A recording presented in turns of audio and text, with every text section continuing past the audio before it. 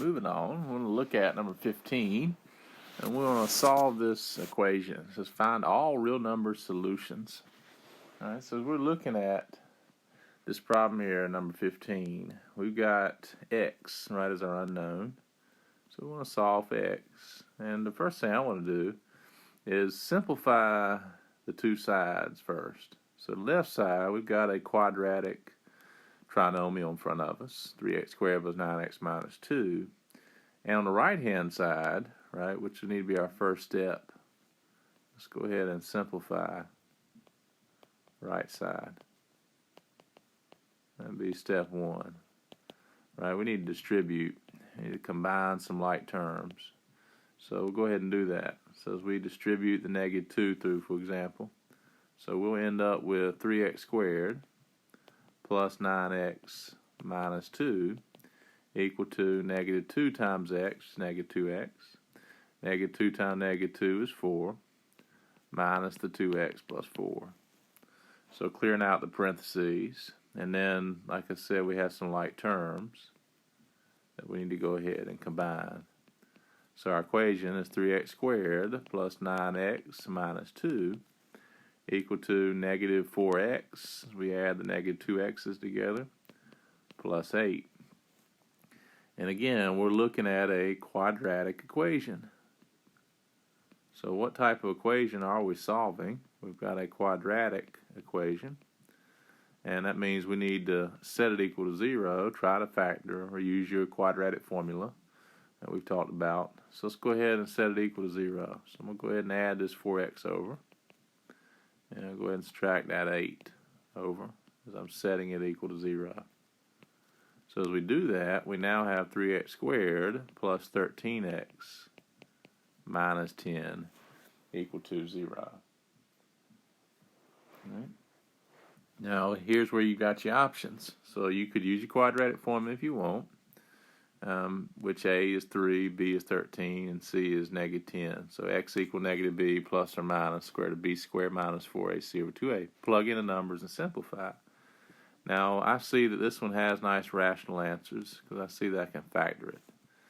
Every quadratic trinomial has these two linear binomial factors.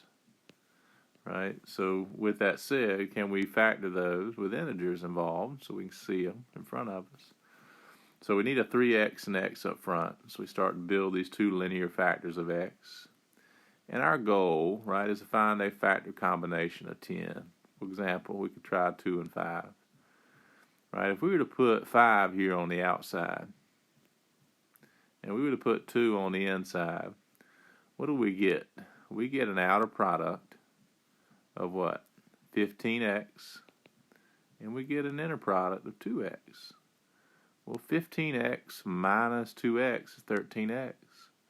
So right now we know exactly what our factors are. We need a plus with the 5 to make the positive 15x, and a negative with the 2 to make negative 2x. And yeah, if you distribute that, we're going to get 3x squared plus 13x minus 10 back. So now that we've got our two linear factors, we're ready to use our zero factor property and set each factor equal to 0 and solve for x. So I've got what? 3x equal to 2. So x equal to 2/3. And over here as we solve for x equal negative 5. Here are our two solutions. So we just solved it algebraically. Got two answers, and you can check it, right? You plug it back in, check. You could graph it and check it. Different ways to check, but again, those are the two solutions. So solving a quadratic by factoring. All right, let's move on. Looking at another quadratic. This one here, it says find the vertex of the given quadratic function. State the intervals for which it's increasing and decreasing, and find the zeros of the function algebraically. So let's start off with quadratic function and its vertex. The vertex of a quadratic is your min or max point. Every parabola, every quadratic function graph has a minimum or maximum point. When we have a positive x squared, so as you look at this problem here, the value of a, right, is 1. Right, so that implies our parabola, what, opens up. So that implies our parabola is going to have this shape to it when we graph it. Why is that? Because we have a positive x squared term. Right here is the vertex. This ordered pair, and I'm going to label it. We'll give it coordinates of h and k. That's the vertex, which is the min point. So let's go ahead and find that. So how do you find a vertex? Well, I'm going to find the vertex, which is what they want us to get, using the vertex formula. So I'm going to write that down here. What is the vertex formula? The formula is this. The x-coordinate vertex is always calculated by taking negative b and dividing it by 2a. So it looks like the quadratic formula. So if you take off the square root. So with that said, what is a and b? So in this problem here, b, right, a is 1, right?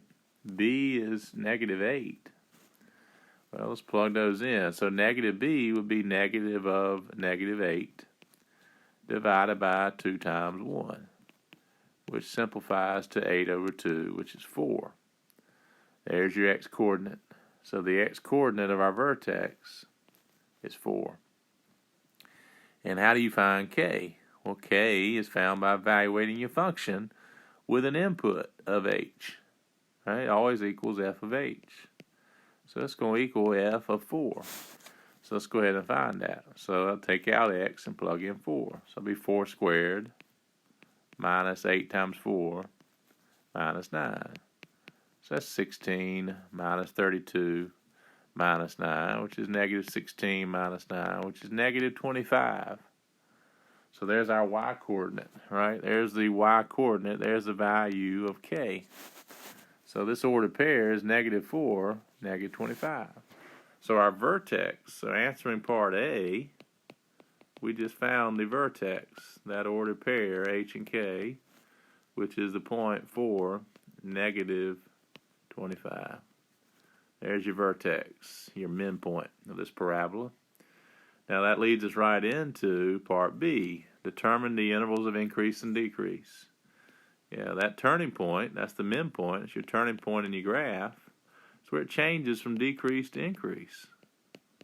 So as we're answering the decreasing interval, right, it's decreasing. Look over here at your graph. Again, here's the ordered pair of 4, negative 25. It's decreasing for all x values less than 4. So negative infinity to 4, parentheses. Remember, using parentheses with decrease and increase intervals. Left to 4. 4 is just sitting there. 4 is the turning point. It's decreasing from the left to that. Now it changes to the right. It starts to increase in value. Starts rising from left to right. So our increase in interval is all x values greater than 4. Right? The right side of this graph. And then part Z says find the zeros. So to find the zeros, we got to set our function equal to 0. So again, f of x equals 0. Right? That's our work. So that implies when does x squared minus 8x minus 9 equals 0. With that said, we got another one that we can factor easily. We got nice integer zeros. So let's go ahead and build the 2 linear binomial factors. Need an x and x up front for the x squared term. To get that middle term coefficient, we need to use the factors of 9, which are 1 and 9. 3 and 3 is a possibility, but that's not going to help to get 8. But 1 and 9 will. With that said, we're going to need a minus 9 and a plus 1. Right? Negative 9x and 1x add up negative 8x. So with that said, we have x minus 9 equal to 0. Or x plus 1 equal to 0. So that implies x equal 9. So we solve for x. And over here we got x equal negative 1. So our zeros, right, of this quadratic, which are the x-intercepts also, are negative 1 and 9. So negative 1 and 9 are the zeros of this function. All right, so again, that's solving a quadratic. All right, let's move on. Let's look at finding all real number and complex number zeros for the following function here in 17. So number 17, f of x equal x squared plus 9 times 3x squared plus 2x minus 8. So as we're looking at it, right, we want to find the zeros. Well, we've already got our factorization. So we can go ahead and set these factors equal to 0. So again, remember, zeros are when your function equal 0. So that implies, when does x squared plus 9 equal 0? Or 3x squared plus 2x minus 8 equals 0. Now, if you look at x squared plus 9, as you were to solve that, right, we could go ahead and solve by isolating. Let's go ahead and subtract the 9 over. So that would give me x squared equal -9. And then I could use the principal roots and take the square root of both sides. And just remember, with even roots, it can be positive or negative. And as I simplify that down, that's x equal to plus or minus square root of -9. Now, since we have a negative in the square root, we're undefined in the real number system. So make a little note over here on the side. Remember what your imaginary number defines. It defines the square root of -1. So that's what we have in front of us. We're having a complex number, a number formed by adding a multiple of I. Because the square root of -9 is -1 times 9. And the square root of -1 equals I. So I've got x equal to plus or minus, right, I times 9, or I9.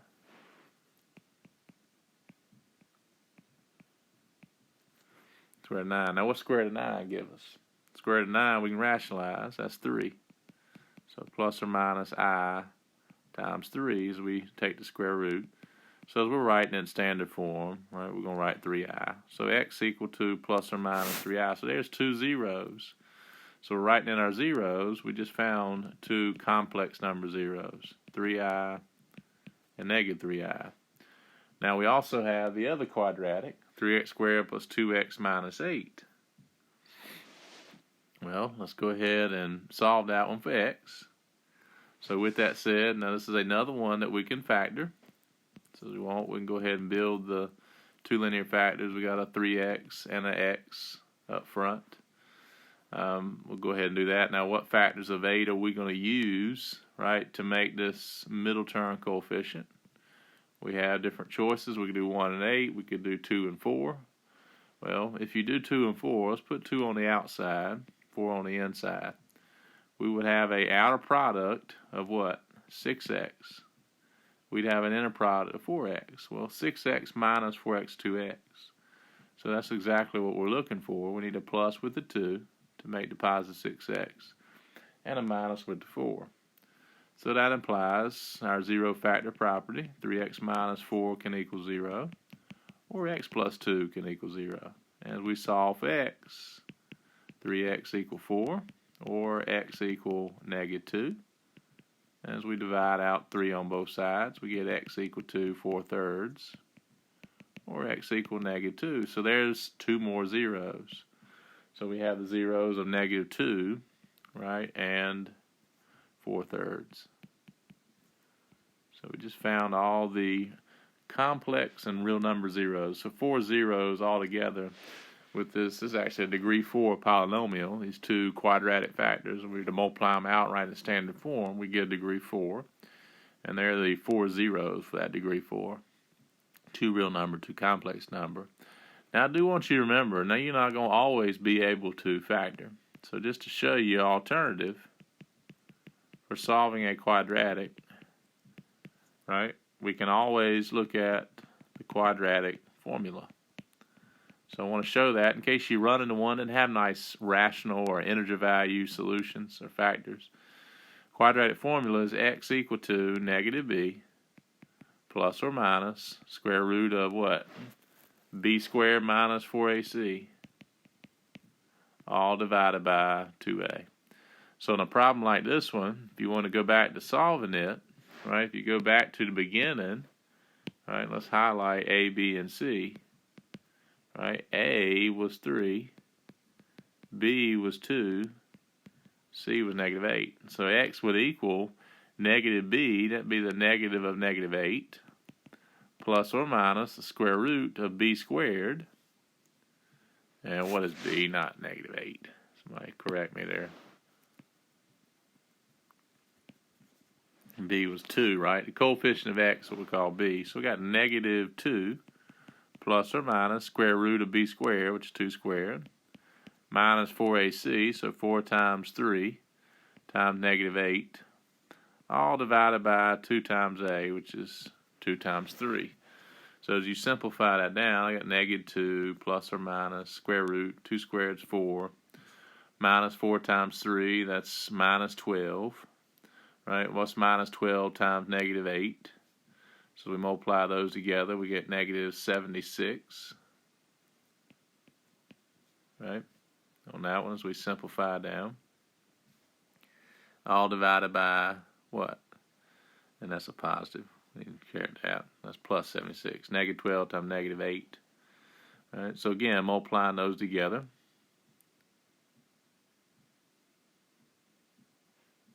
All right, so we got that together. So again, that's 4 times 3 times 8. So again, 12 times 8. 8 times 2 is 16. So somebody check my math there. It's a 96. Go ahead and correct that. So 96. All divided by 2 times 3 is 6. So we got negative 2 plus or minus square root of 100 over 6. And square root of 100 is a perfect square. It's 10. And then you can reduce down. We got negative 2 plus 10 over 6. Or negative 2 minus 10 over 6. Which is what? Negative 8 over 6. Or negative 12 over 6. Which reduces to what? Negative 4/3 or negative 2. So there's your two values, right? And this is a positive 4/3. Negative 2 plus 10 is 8. Take off the negative. But there it is with the quadratic formula. Just giving you an alternative, but definitely easier on that one, factoring. But they're not always nice rational factors or integer factors involved. So you're not going to be able to always factor, depending on what type of solutions or zeros you come up with. So again, I just wanted to show you a review of the quadratic formula. All right, let's move on. Going on to another problem with quadratic applications. In problem 18, it says a projectile is thrown upward, so this distance above the ground after t seconds is given by this function h of t. After how many seconds does it reach maximum height? What is the maximum height? So remember, with a quadratic model, so let's go ahead and write down the model involved. And this model describes the path of this projectile that's thrown up into the sky. So it has a quadratic path, right? A parabola, U-shape or upside down U-shape. Well, again, A, if you notice, A is equal to negative 16, is less than 0. So we know graphically, right, the path this projectile is going to take is this upside down U-shape, which makes sense, right? So if we were to draw in the picture, here we are standing on the ground and we launch this projectile up. It's going to rise up into the air and then eventually reach a maximum, right? Due to gravity, it's going to stop and come back down to the ground. So again, there's our vertex, there's our max point. So we want to find that ordered pair. So remember, this model, h represents the height of the projectile after t seconds. It's a function of time. Depends on how long it's in the air, depending on what the height will be, right? So again, that's in seconds. So we want to find that point. So we want to find this ordered pair, which is t, h of t, right? That's the vertex, right? That's the max point on this parabola, which is what we need, a max height. So at each point, we're representing a particular height of the projectile based off how many seconds it's been in the air. So the x-axis, which in this problem is the t-axis, the time axis, and the y-axis, the output's the height, h. So we understand how to find the vertex. So again, let's use our vertex formula, right? And we can go ahead and get max height. So vertex formula, the x-coordinate, which we call t, equal to negative b over 2a. So in this problem, we've got A holding a value of negative 16. We've got B holding a value of 418. So we got negative 418 divided by 2 times negative 16. Right? So again, as we simplify that down, right, we get negative 418 divided by negative 32. You can put that in your calculator if you want, get a decimal value. And it's 13.0625. So approximately 13 seconds. There's your time value. There's T. So after how many seconds? So 13 seconds, we reach max height. We found the x-coordinate, right of the vertex. So back up here, we can go ahead and plot in these coordinates that we're getting. 13 is the x-coordinate. Let's go ahead and get the y-coordinate. So we found T, so now let's move on to what is the max height. So the max height is going to equal h of 13, which is negative 16 times 13 squared plus 418 times 13, which is, we simplify that down, that's negative 16 times 169, which is negative 2,704. So we put that in our calculator and double check. Plus 418 times 13, which is 5,434. And as we add those together, we get 2,730. So there's our max height. Now, I didn't say the units, didn't say whether it was in feet, inches, whatever it may be. But whatever this projectile is launched up in the sky, here's the maximum height it achieved. So there's max height. So we found it takes 13 seconds to get to max height, and that height is 2,730. So again, that's applications of quadratics. So you've seen some different quadratic applications.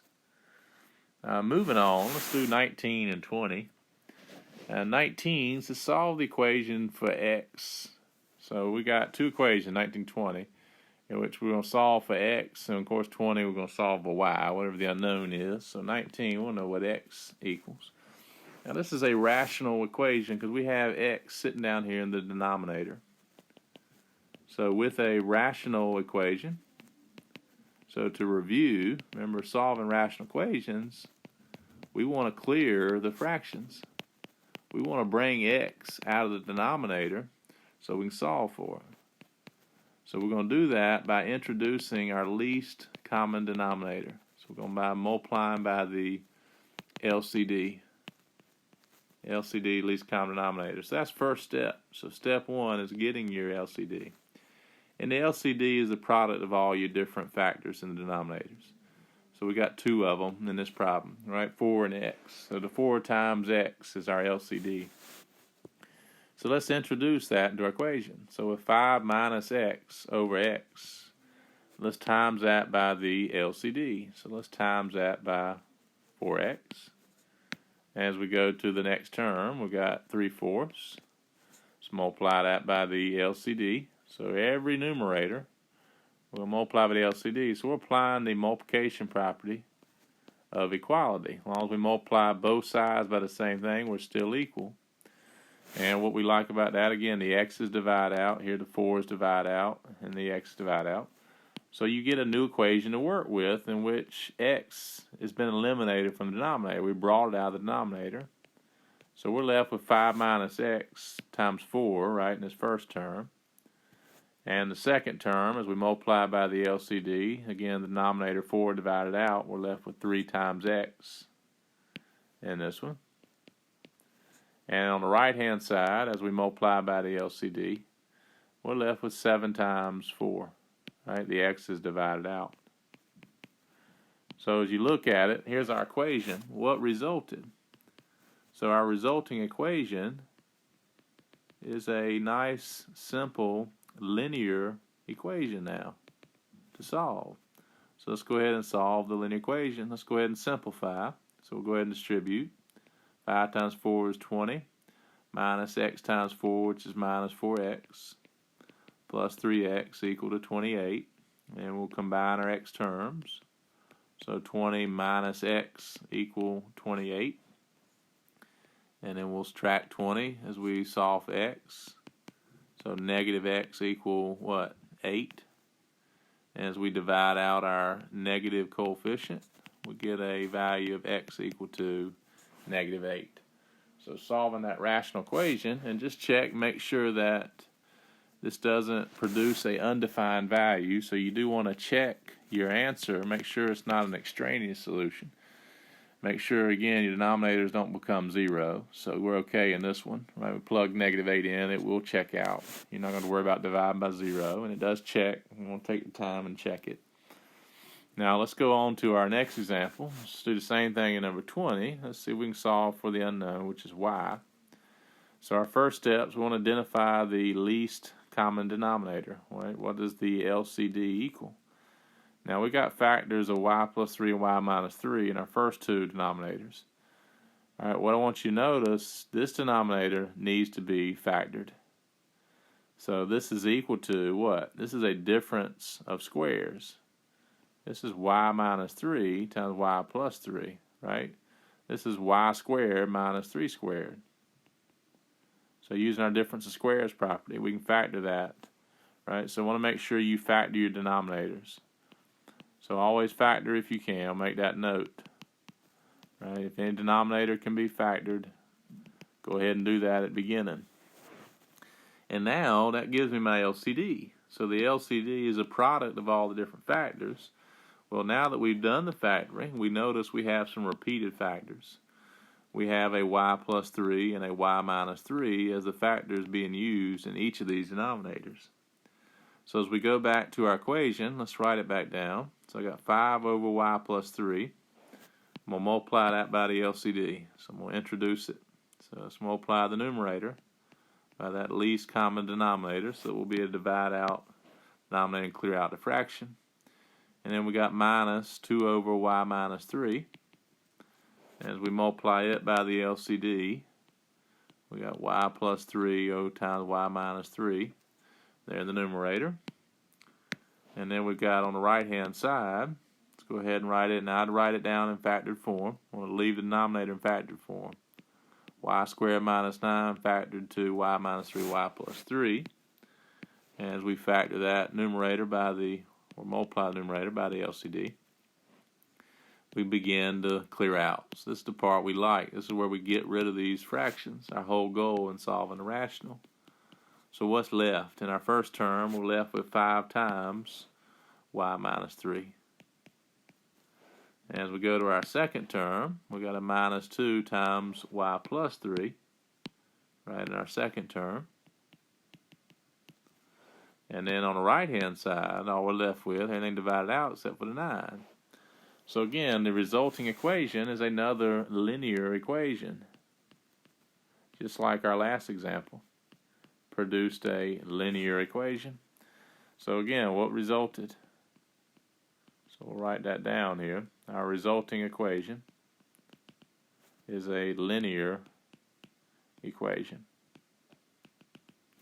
So we need to go ahead and simplify first, right, the left side. Let's go ahead and clear parentheses and distribute. So we got 5 times y, which is 5y. 5 times negative 3 is negative 15. Minus 2 times y is minus 2y. Minus 2 times 3 is negative 6. So combining our like terms, we've got a total of 3y. Minus 15 and minus 6. That's a negative 21. And then we got our 9.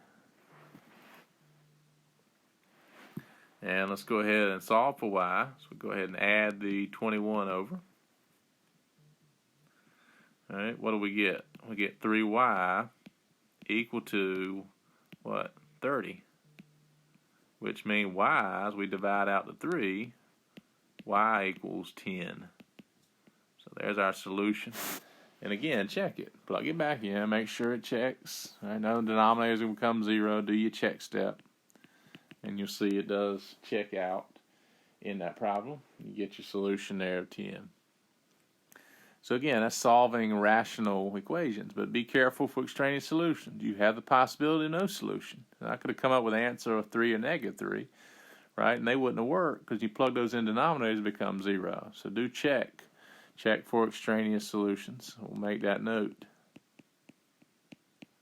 All right, so again, remember, our denominators cannot be 0. So that's a good stopping point. We'll take a break and come back and continue on.